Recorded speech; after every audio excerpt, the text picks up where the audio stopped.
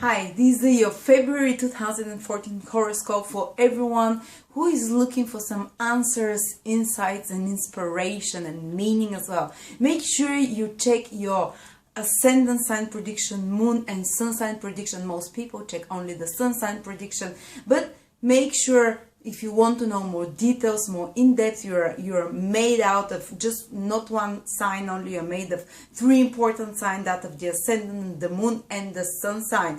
And if you don't know what your ascendant or moon signs are, you can find them at my birth chart calculator at astrolab.com, for which I'm putting a link here. Aries February 2014, and this is for everyone who have their ascendant, sun, and moon in Aries. And let's talk about love, because February is the month of love. And I'll give you some advice what to do if you want to find a relationship, what's the best way to go about it now in February, or how to improve your relationship if you're already in one. And let's first see where Venus, the planet of love, is. Venus is also your personal planet of relationship because it rules the sign of Libra, which is the 7th house of relationships for Aries. So it's like a double whammy influence. And Venus in January, also in February, stays in your 10th house.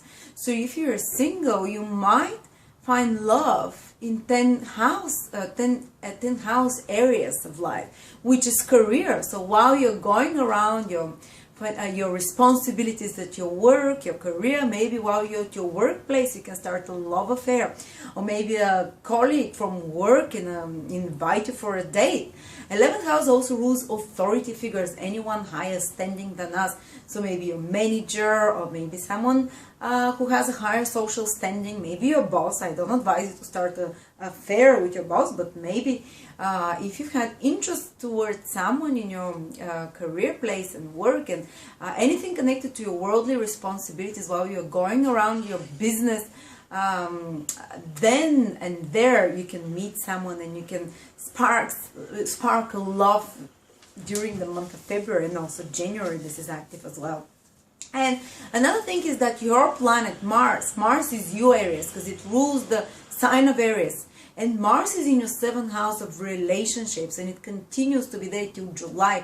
It's very rare that Mars will stay for such a long time in one sign. So it's a great, the universe is telling you that for the next 6-7 months, all the impact, all the focus will be towards relationships.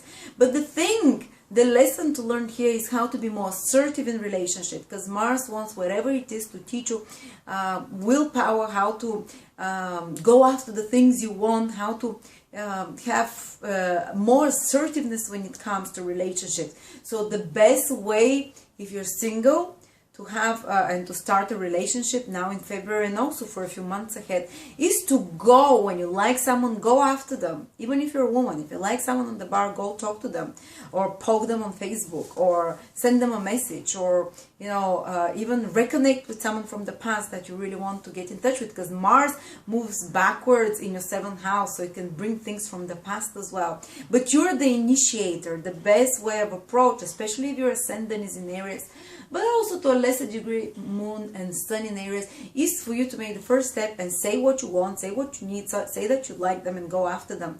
If you want to also to do something for your partner now on the 14th of February, you organize something for them. Don't wait for them to surprise you. You take the initiative. For instance, I'm Aries Sun, so I've prepared a surprise for my partner, and make it something exciting, something adventurous, something a bit more wild, because this is the energy of Mars in the 7th house. I've prepared such a crazy place for my partner. It's a secret, but it's something very unusual, full of sound, of music, of dance, of lights, so it will be quite exciting. So do something a little bit, even you can do something extreme a little bit for your partner. And you can also, Mars, you can go on some adventure together. It will be very bonding to have Martial experiences in regards to your relationship, if you want to improve your relationship without the negative influences of Mars. Because when Mars is in the 7th house, people tend to get more tense in relationship. They argue more, they quarrel more, they can have more face-to-face. The partner in your life can become much more assertive, trying to impose their opinions and ultimatums or whatever force you to do things and to be a bit more assertive themselves. So you have to learn to be assertive yourself in relationships and not to allow to be stepped on. But it doesn't mean that you have to be angry. You have to do it in a healthy Mars way. Healthy Mars is in a confident way, in a calm way. You know, you just don't allow others to step on you. You learn to be assertive and to show your willpower in relationship, but in a healthy way. But most people are not psychologically very healthy, so they would usually fight back, they would argue a bit more, and it's a great advice for you to follow for the next 6-7 months, Aries, and not only in relationships, but in any area of your life, and with any other people, that if you feel like telling them to go to hell, stop yourself. You don't, you still reserve the right to tell them that, but wait for a day or two and see how you feel about it. And if you feel the same way on the next day or a few days later, then take some actions, because Mars can make us do some pretty radical and extreme things, like break up with someone because he told you something, or she get upset and quit work, or something a little bit more extreme, or just say hurtful words to someone that you feel sorry about after that. So keep this in mind for a few months, especially in your relationships, one-to-one with others, or with your clients. If you work one-to-one with clients, with other people in close proximity with, bind your tongue. Try to reserve your reaction and try to wait for a few days before you take the radical decision. But at the same time, you learn how to be in relationships with people through these things. And I was talking about before that if you want to bring out the positive sides of Mars in the 7th house, is to deepen the relationships rather than arguing and asserting yourself overly too much with your partner, or trying to bite your partner back if they're being too assertive. What is the best thing to do is to do something high energy and excitable together, like do some fitness together, go on a trek that exerts you physically, well, have a lot of sex, for God's sake. That's something which is Mars in the 7th triggers a lot. You'll feel much hornier, let's say. It's like proper rough sex. You go for it, you feel more excitable, and this is a way to alleviate the negative energy of Mars and bring the positive one. And do something a little bit crazy, maybe some bungee jumping, maybe something extreme, maybe some sports together with your partner, something adventurous with your partner. And let's see, so it's very, very intense month and busy month for relationships, and also be careful that you don't go into arguments with business partners or with other people. But you'll be able, if there are any problems and issues, because Mars shows can create obstacles, can create like sudden crisis and problems that needs to be fixed. And you can fix it much better with another. Ask for help from another, because 7th house is other people. And it can be very bonding experience to solve problems together with your partner when Mars is in your 7th house. To tackle some difficult issue together with, or if you start a project together with another, you'll be much more productive. You use your energy much more usefully and productively if you get involved with another person. For instance, I'm starting a project in February, which I cannot do alone, and for some of you might be put in such a situation that they need to actually cooperate with another and to really go after a goal together, because Mars is like this planet which focuses on a goal and goes after it. It's the soldier that has a goal and goes after it, and the general, so you need, don't try and do all those things alone. Partner with another will be better actually and more productive. And let's see what else is happening for you, Aries. And I want to warn especially those of you who are born from the 12th till the 19th, 20th of April. So the last 11th till 19th, 20th of April, they're going to feel Mars more intensely, and they're going to get more angry, more easily upset, a bit more critical crisis situations happening there that they have to deal with, and they have to learn to assert themselves in the correct way, not in the wrong way. And particularly in business deals, some areas will learn how to do business better in a more healthy, by crisis situations. They'll be called to show their problem-solving abilities in regards to business, but they can be a bit more intense situations there. Or if you're born with the Sun and Moon from around 23 degrees to around 30 degrees in Libra, so basically the last 10 degrees of Libra, Sun, Ascendant and Moon will feel Mars very strongly.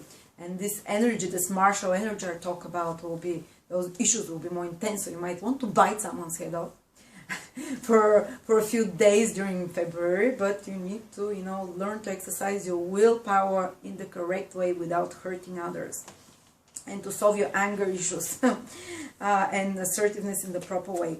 And also, what you have is that the Sun and Mercury are triggering your 11th house of friendship. So it will, for in February, in the end of January, the last 10 days of January, the first 20 days of February, you'll be very busy networking with others, communicating with others.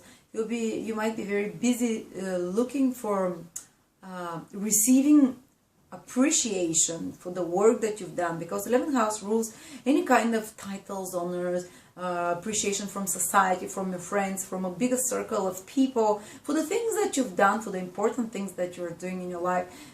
So you can be looking for validation, for popularity more, and you can gain those things easier. And Mercury is the planet of friendships naturally, and because it gets retrograde in your 11th house, it becomes much more intense and powerful. You can have much more interactions with friends, with network with others. Actually, some friends from the past can come into your life again, and you can share some time with them in February. And also you can just have more increased friendships and doing interests together, because Mercury rules fun gameplays, sharing interests together with like-minded people, which are usually our friends, our circle around us.